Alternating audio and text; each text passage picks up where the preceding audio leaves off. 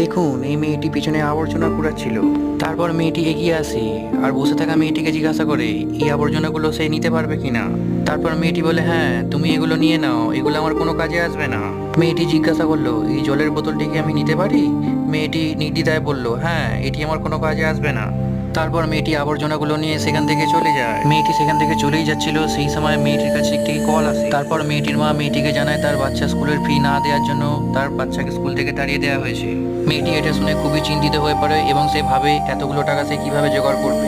পাশে থাকা মেয়েটি তার সব কথা শুনে ফেলে এবং সে তার জলের বোতলটি নিয়ে সেখান থেকে চলে যায়। তারপর যা ঘটলো সেটা দেখে আপনারা খুবই অবাক হয়ে যাবেন। তারপর মেয়েটি তার গাড়িতে রাখা একটি খাবারের ব্যাগে কিছু টাকা রেখে দেয় আর ব্যাগটি নিয়ে মেয়েটির কাছে গিয়ে বলে এতে কিছু খাবার আর কিছু টাকা পয়সা আছে, এটা তোমার খুব কাজে লাগবে, এটা তুমি তোমার কাছে রাখো।